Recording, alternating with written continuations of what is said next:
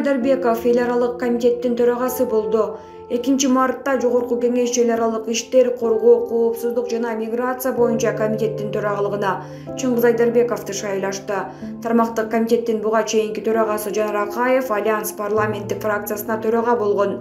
Ал эми Альянс фракциясынын төрагасы Алтынбек Сулайманов президенттин Ысык Көл облусундагы ыйгарым укуктуу өкүлү болуп дайындалган. Эске салсак, Чыңгыз Айдарбеков тышкы иштер министри, Кыргызстандын Япониядагы элчиси болуп иштеген. Булак Марал ФМ чекиткейжи. Орусия менен Украина 6 күндүн ичиндеги курмандыктар жөнүндө маалымат беришти. Орусия согуштук аракеттер башталган 6 күндүн ичинде Украинанын 1325 аскердик объектисин жарактан чыгарды. Бул тууралуу Орусиянын коргоо министрлигинин расмий өкүлү Игорь Коношенков Москвадагы брифинг учурунда билдирди. Анын айтымында орус аскерлери 395 Украин танкын, 59 ракеталык комплексин жана 179 артиллериялык куралы менен минометторун жок кылды. Украинанын коргоо министрлиги 1-мартка карата Орусиянын 29 учагы, 29 тик учагы, 198 танкы, 846 бронетехникасы, 305 автоунаасы, 74 артиллериялык куралы, 1 БУК үлгүсүндөгү зениттик ракеталык комплекси, 77 артиллериялык системасы, 24 ракеталык комплекси, 60 танкы, 3 учкучсуз учагы, 2 кемеси жана 7 абадан коргонуу жабдуусу жок кылынганын билдирген. Украин тарап 6 күндүн ичинде каза болгон, жаракат алган жана туткунга түшкөн орус аскерлеринин саны 5710го жеткенин билдирүүдө. Орусия Украинада орус аскерлери курман болгонун мойнуна алып, бирок алардын санын айтпай келет. Булак Евразия Today чекитирүү. Москвада кыргызстандык аял топ балдар тарабынан зордукталып каза болду. Москвада кыргызстандык 36 жаштагы келин топ балдар тарабынан зордукталгандан кийин каза болгонун РЕН-ТВ телеканалы жазды. Окуя Борбор калаанын Волгоградский проспектинде үйлөрдүн биринин кире беришинде болгон. Кызды 6 адам зордуктаганын коңшулар тез жардам кызматкерлерине билдиришкен.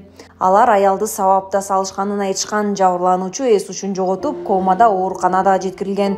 Дарыгерлер ага этанол менен уулануу деген диагноз коюшкан. Мындан тышкары кыздын мурду сынган, ал мас болчу. Жабырлануучу 28 февралда реанимацияда каза болгон.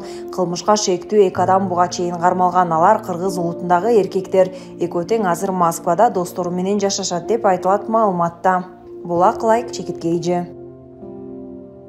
Түркмөн бийлиги 200дөй адамды камады. Түркмөнстандагы президенттик шайлоо 12-мартта өтөт. Бийлик кече 200дөй адамды камакка алган. Алардын көпчүлүгү интимдик кызмат көрсөткөндөр жана акыл эсти айныткан химиялык заттарды саткандар болуп чыкты. Облустагы бийликтер жаңы Аркадакта тосуп алуу аракетин көрүп жатышат. Көчөлөр болсо талапкерлер Сардар Бердимухамедовдун сүрөттөрү менен кооздолгон. Булак апта чекиткейжи. Украинаны коргогусу келген чет элдиктерге визасыз режим кирди. Украинанын президенти Владимир Зеленский 2022 жылдын 1-мартынан тарта эл аралык коргоо легионуна кирүү каалаган чет элдиктер үчүн убактылуу визасыз режим киргизүү тууралуу жарлыкка кол койду.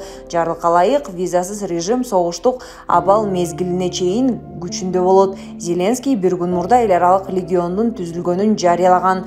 Коргоо министринин орун басары Анна Маляр Фейсбукта билдиргенине караганда, Украинанын куралдуу күчтөрүнүн катарында согушууну каалаган чет элдик жарандардан бир нече миң арыз түшкөн. Булак апта чекиткейжи.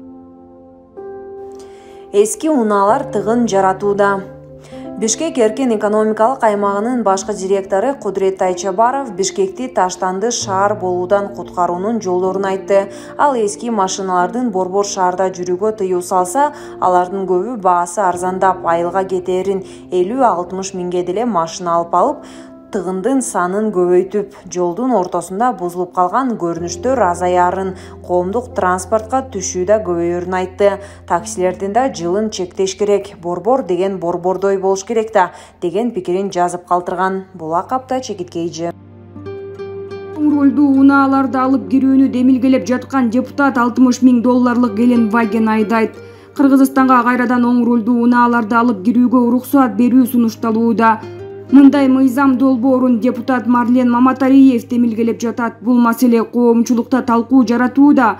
Буга чейин министрлер кабинетинин башчысы Акылбек Жапаров бул сунушка каршылыгын билдиргени маалым. Мыйзам долбоорун демилгелеген депутат Маматалиев буларга токтолду. Бул чектөө 2015 жылы киргизилген. Анын алкагында 2 маселе коюлган. Анын биринчиси жол кырсыгы, экинчиси ЯЭПтин алкагында. Кырсык боюнча акыркы 7 жылдын статистикасын карап көрдүм. Сол рулдуу унаалар көп кырсыкка кабылыптыр, деди ал.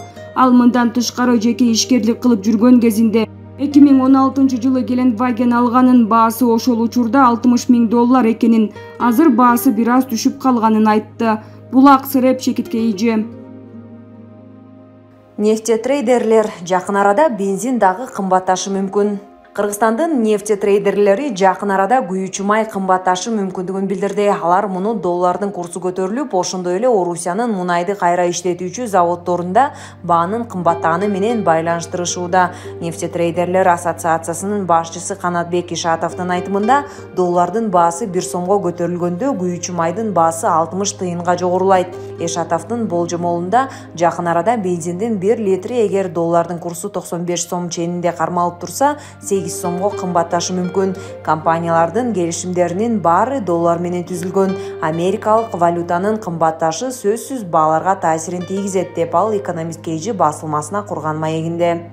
Нефтетрейдерлер союзунун директору Заур Кипкеев келечектеги чекене жана дүң баа өсөбү же жокпу алдын ала айтууга эртелик кылат деп эсептейт. Анын айтымында доллардын кымбаттыгына карабастан нефтетрейдерлер калктын күйүүчү майды аз сатып алуусунан көз каранды. Мындан улам бааны кармап турууга аракет кылышууда. Ал мунайдын баасы кеминде $10 кымбаттагандыктан март айында Орусия заводдорундагы сатуу баалары жогорулашы мүмкүн дейт. Кыргызстан нефтепродуктулардын басымдуу бөлүгүн Орусиядан алып келет. Орусиянын Украинага басып кирүүсүнө жана Орусияга каршы эл аралык санкциялардын киргизилгенине байланыштуу рубльдин курсу анын арты менен сомдун да күнү түшүп кеткен. Валюта Кейжи порталынын 28 февралдын саат 15:07-ге карата маалыматына ылайык, $1 сатып алуунун орто баасы 94 сомду түзүүдө. Сатуу баасы 94,5 сом. 2021 жылы Кыргызстанда күйүүчү майдын баасы кескин жогорулаган. Спутник Кыргызстан агенттигинин маалыматында өткөн жылдын башында АИ 92 үлгүсүндөгү бензиндин 1 литри 35,9 сом болчу. Декабрда 59 сомго жеткен. Ал эми ошол эле аралыкта АИ 95 үлгүсүндөгү бензин 27 сомго, ал эми дизель отуну 22 сомго кымбаттаган. Монополияга каршы жөнгө салуу агенттигинин маалыматына ылайык, Кыргызстанда күйүүчү майдын баасынын кымбатташына Орусиянын нефти кайра иштетүүчү заводдорундагы сатуу бааларынын өскөнү себеп. Булак Клоп Чекит Азия.